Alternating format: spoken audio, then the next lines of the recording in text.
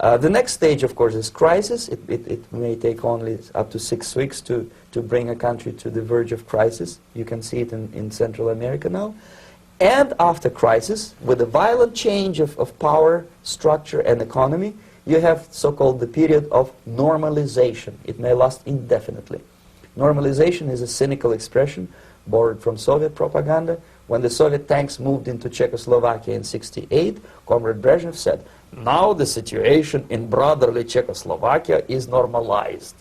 This is what will happen in the United States if you allow all these schmucks to bring the country to crisis, to promise people all kind of goodies and the paradise on earth, to destabilize your economy, to eliminate the principle of free market competition, and to put a big brother government in Washington, D.C., with benevolent dictators like Walter Mondale, who will promise lots of things, never mind whether the promises are fulfillable or not. He will go to Moscow to kiss the bottoms of new generation of Soviet assassins, never mind. He will create false illusions that the situation is under control. Situation is not under control. Situation is disgustingly out of control. Most of the American politicians, media, and educational system trains another generation of people who think they are living at a peacetime. False.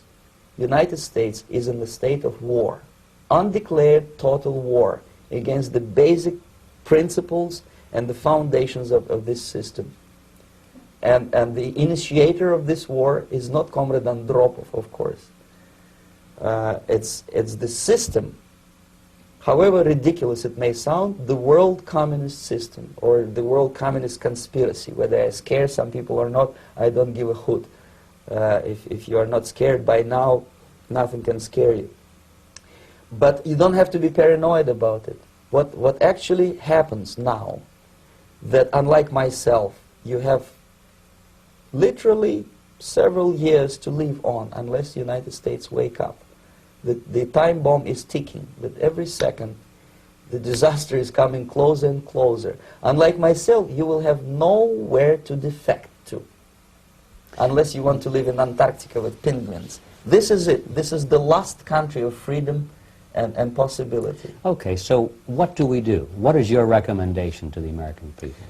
Well, the immediate thing that comes to my mind is, of course, there must be a very strong national effort to educate people in the spirit of real patriotism, number one. Number two, to explain them the real danger of socialist, communist, whatever, welfare state, big brother government. If people will fail to grasp the impending danger of that development, nothing ever can help United States. You may kiss goodbye to your freedom, including freedoms to homosexuals, to prison inmate. All this freedom will vanish, evaporate in 5 seconds, including your precious lives. The second thing, the moment at least part of United States population is convinced that the danger is real, they have to force their government. And I'm not talking about sending letters, signing petitions, and all this beautiful, noble activity. I'm talking about forcing United States government to stop aiding communism. Because there is no other problem more burning and urgent than to stop the Soviet military-industrial complex from destroying whatever is left of the free world. And it is very easy to do. No credits, no technology, no money, no political or diplomatic recognition, and of course no such idiocy as grain deals to USSR.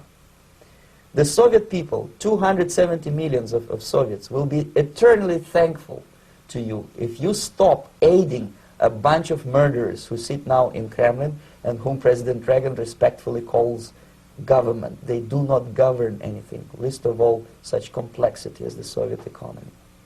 So basic, two very simple, maybe too simplistic answers or solutions, but nevertheless they are the only solutions. Educate yourself, understand what's going on around you. You are not living at the time of peace. You are in a state of war. And you have precious little time to save yourself. You don't have much time, especially if you are talking about young generation. There's not much time left for convulsions to the beautiful disco music. Very soon it will go, just overnight. If we are talking about capitalists or wealthy businessmen, I think they are selling the rope on which they will hang very soon.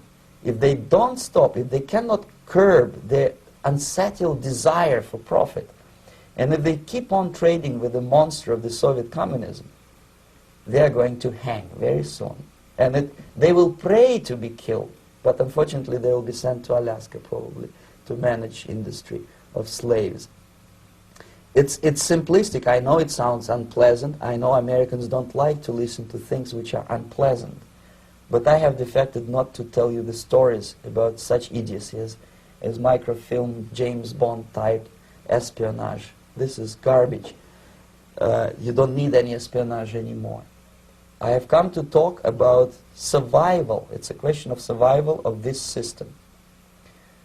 You may ask me, what is it in for me? Survival, obviously, because unlike, as I said, I am now in your boat. If we sing together, we will sing beautifully together.